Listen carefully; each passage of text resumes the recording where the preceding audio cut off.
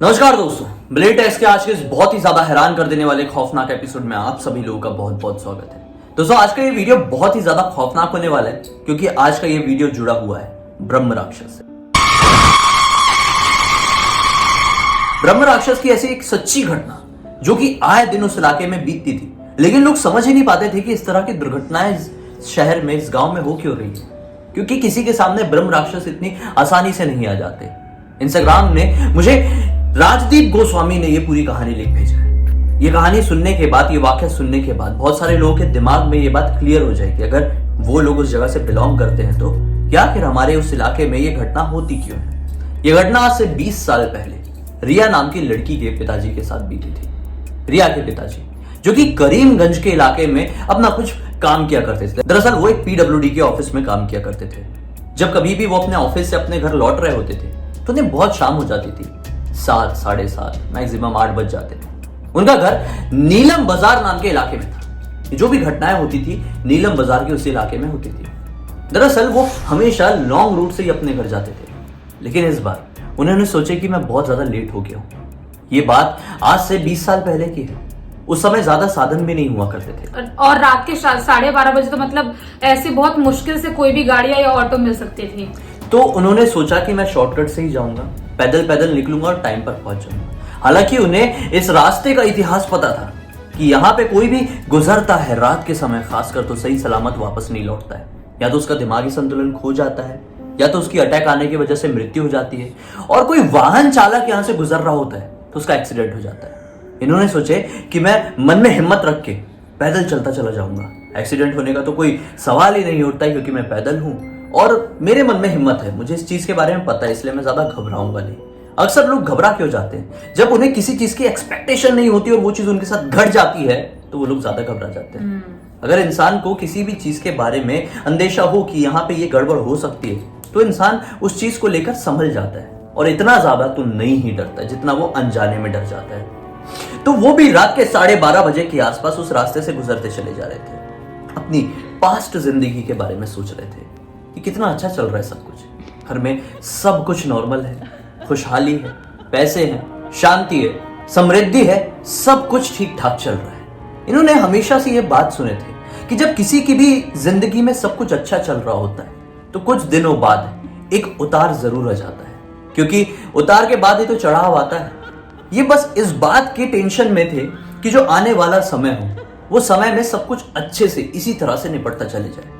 बस इसी एक सोच के साथ वो और आगे बढ़ जाते हैं और लगभग अपने ऑफिस वाले इलाके से बाहर निकलकर उस हॉन्टेड एरिया से 50 मीटर और आगे बढ़ जाते हैं। और इसी हॉन्टेड एरिया में उन्हें एक आदमी दिखाई देता है।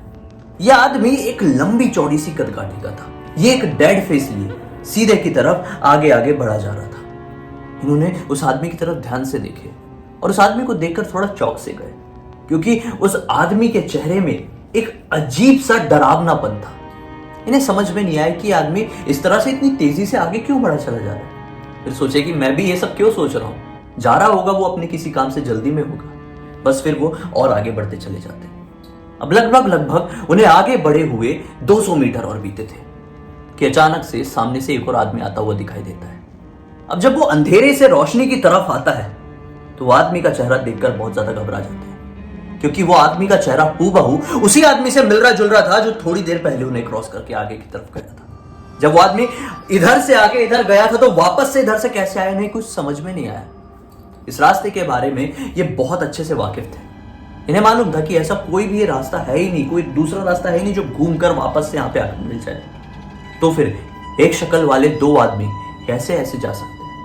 हैरानी वाली बात यह थी कि पहली बार जो आदमी दिखाई दिया था इसने काले रंग के कपड़े पहना था, लेकिन दूसरी बार जो आदमी दिखाई दिया इसने पूरी तरह से सफेद रंग के कपड़े पहना था। अब इनके मन में कुछ अजीब सा लगने लगा, डर सा लगने लगा। अब ये धीरे धीरे करके अपनी स्पीड बढ़ा दी और आगे की तरफ बढ़ते ही जा रहे थे। ये सोच रहे थे कि फिर से कहीं ऐसा तो नहीं होगा कि सामने से कोई आदमी आएगा उसी शक्ल का, कुछ अलग से कपड़े पहने हुए। लेकिन अचानक से पीछे से कोई इनके कंधे में ऐसा हाथ दे मारता है। ये घबरा कर पीछे पलट कर देखते तो क्या पाते हैं कि वही इंसान एक और अलग रंग के कपड़ों में उनके पीछे खड़ा हुआ है। इस बार उस आदमी ने ग्रीन रंग के कपड़े पहने थे, वही कदकाठी, वही शक्ल। और उस आदमी ने उनसे कुछ कहना चाहा, लेकिन वो घबरा गए। और दौड़ लगा के आगे भागने लगे। आगे भागते भागते वो एक सुनसान इलाके में पहुंच गए। अब ये इलाका भी बहुत ज्यादा डरावना था। ये इलाका अब तक खत्म नहीं हुआ था। ये रास्ता, ये डरावना भूतिया रास्ता अभी भी उनके साथ साथ चला जा रहा था। जब वो आगे बढ़ गए, थोड़ा थक गए, तो हांफने लगे। पीछे की तरफ देखे, कोई मेरा पीछा तो नहीं कर रहा है। अब उन्हें डर था। अभी तो सिर्फ सामने से कोई दिखाई दे रहा था, अब तो वो खौफनाक चेहरा पीछे भी उनके आ ही रहा था। लेकिन अभी कोई नहीं था। किस्मत अच्छी थी, एक स्ट्रीट लाइट आगे की तरफ टिमटिमा रही थी। ज्यादा स्ट्रीट लाइट्स यहाँ पे बहुत रोशनी नहीं फैला रही थी। ये बहुत ज्यादा डर चुके थे। आगे की तरफ कुत्ते रो रहे थे, बिल्लियां इधर से उधर भाग रही थी। इन्हें वो समझ में नहीं आया कि आगे जंगल वाले इलाके में हो क्या रहा है, इतनी हड़बड़ी क्यों मची हुई है। अब वो हिम्मत करके भगवान का नाम जपते हुए आगे की तरफ बढ़ते चले जाते हैं। अचानक से जहां पर बिल्लियां इधर से उधर भाग रही थी ना, वहीं पर पहुंचते हैं तो इन्हें इनकी बेटी की रोने की आवाज आती है। वो रोते रोते कुछ कहने की कोशिश कर रही थी। ये आवाज सुनते से ही घबरा गए कि मेरी बेटी यहां पर कैसे पहुंच गई, क्योंकि उसकी उम्र तो सिर्फ 1 साल की है और 1 साल की बच्ची खुद से जंगल में तो नहीं आ सकती। और मेरे घर का कोई भी इंसान रात के 12:30-1 बजे तो उसको यहाँ पे जंगल में लेके आएगा नहीं। उनके दिमाग के साथ पता नहीं क्या हो रहा था, उनको कुछ भी समझ में नहीं आ रहा था। उनके मन में बुरे बुरे ख्यालात भी आने लगे। कहीं मेरी बेटी को मेरे घर से कोई उठा तो नहीं ले गया, या फिर मेरी बेटी को कोई यहां पर लाके कोई किसी तरह का नुकसान तो नहीं पहुंचाना चाह रहा है। मन में घबराहट 100 गुना और ज्यादा बढ़ गई और इधर उधर देखकर अपनी बेटी को ढूंढने की कोशिश करने लगे। ढूंढते ढूंढते वो एक सामने अजीब और गरीब पीपल का पेड़ था, उस पेड़ के पीछे जा पहुंचे। दरअसल इस पेड़ के पीछे से ही उनको उनके बेटे की रोने की आवाज आ रही थी, लेकिन वहां पर कोई दिखाई नहीं देता है। ये घबरा जाते हैं, सोचते हैं कि कुछ तो है जो मेरे दिमाग के साथ खेलने की कोशिश कर रहा है। वो वापस से पीपल के पेड़ से इधर बाहर की तरफ आते ही हैं कि वही आदमी इस बार एक और अलग रंग के कपड़े में उनके सामने खड़ा हुआ है। इस बार उस आदमी ने नीले रंग के कपड़े पहने हुए थे। इनके दिमाग में कुछ क्लियर नहीं हो रहा था कि क्या कुछ केमिकल प्रॉब्लम हो गई मेरे दिमाग में, आखिर ऐसा हो क्यों रहा है कि इंसान बार बार अलग अलग कपड़ों में मेरे सामने क्यों आ रहा है। मन ही मन सोचे कि अब भागूंगा नहीं, डर का सामना करूंगा, देखूंगा कौन है। वो आदमी इनसे बात करता है और कहता है कि क्या हुआ, तुम इतने घबराए हुए क्यों हो? मैं इस रास्ते से अपने काम से कुछ आ रहा जा रहा हूं, मैं ये नोटिस कर रहा हूं कि तुम बहुत ज्यादा डरे हुए हो। सब कुछ ठीक तो है ना? रिया के पापा कहते हैं कि हाँ सब कुछ ठीक है, सब कुछ नॉर्मल है। वो आदमी कहता है तो चलो अपने घर जाओ, इतना ज्यादा डरने की कोई जरूरत नहीं है। अब जब वो उस भूतिया इलाके से निकल ही गए थे, अपने घर से तकरीबन 100 मीटर और दूरी पर थे ही कि अचानक से वही आदमी उन्हें फिर से एक अलग कपड़ों में दिखाई देता है। अब ये पूरी तरह से अपना सुध-बुध खो बैठे थे। इन्हें ऐसा लगा था कि मेरा दिमाग पागल होते जा रहा है, ये सब मुझे क्या दिखाई दे रहा है, ये किसी तरह का इल्यूजन है या फिर सच्चाई, उनके सामने क्लियर नहीं हो पा रहा था। वो आदमी उनके नजदीक आता है, चेहरे में एक अजीब और गरीब स्माइल है। बोलता है कि तुम जानते हो कि तुम्हारे साथ क्या हो रहा है? इसके पापा कहते हैं कि नहीं, मैं नहीं जानता हूं और शायद मैं जानना भी नहीं चाहता हूं कि मेरे साथ क्या हो रहा है, क्योंकि मुझे पता है अगर मुझे पता चल गया तो मैं शायद बहुत ज्यादा डर सकता हूं और वो डर मेरे ऊपर हावी अगर हो गया तो बहुत बड़ा नुकसान पहुंच सकता है।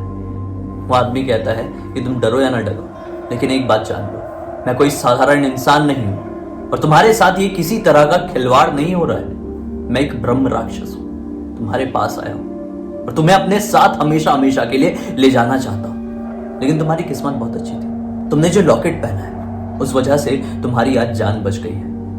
चलो निकलो यहां से। जैसे ही वो ये बात सुनते हैं तो बहुत ज्यादा घबरा जाते हैं, फिर से दौड़ना शुरू कर देते हैं और इस बार अपने घर पर जाकर ही रुकते हैं। घर वाले बहुत घबराए हुए थे इनका चेहरा देखकर।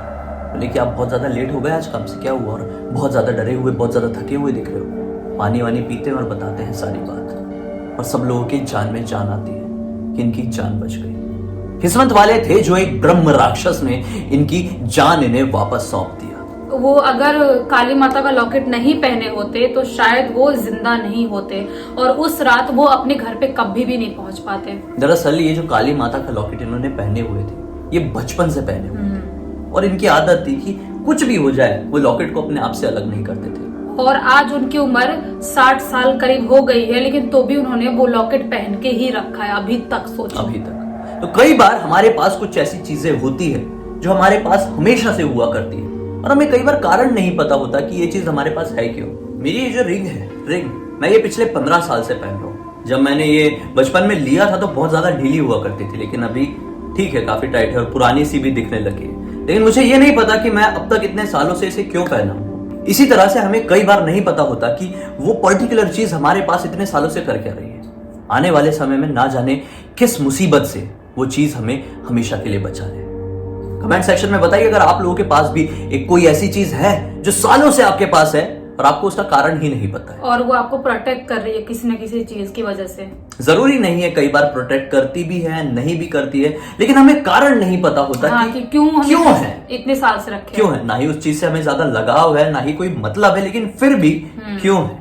क्या आप लोगों के पास भी कुछ ऐसा है? कमेंट सेक्शन में जरूर बताइए दोस्तों। उम्मीद करते हैं आपको आज का वीडियो अच्छा लगा होगा। अच्छा लगा तो इस वीडियो को लाइक जरूर कर देना, चैनल को सब्सक्राइब करके बेल आइकन दबा के ऑल के ऑप्शन में क्लिक करना, क्योंकि इसी तरह के हैरान कर देने वाले खौफनाक वीडियोस आप लोग के सामने रेगुलरली लेके आते रहते हैं। इंस्टा के लिंक इस वीडियो के डिस्क्रिप्शन बॉक्स में क्लिक करके डायरेक्टली वहां पर पहुंच जाना। चलिए कल फिर से मिलते हैं, तब तक के लिए बहुत बहुत धन्यवाद। आपका दिन शुभ हो।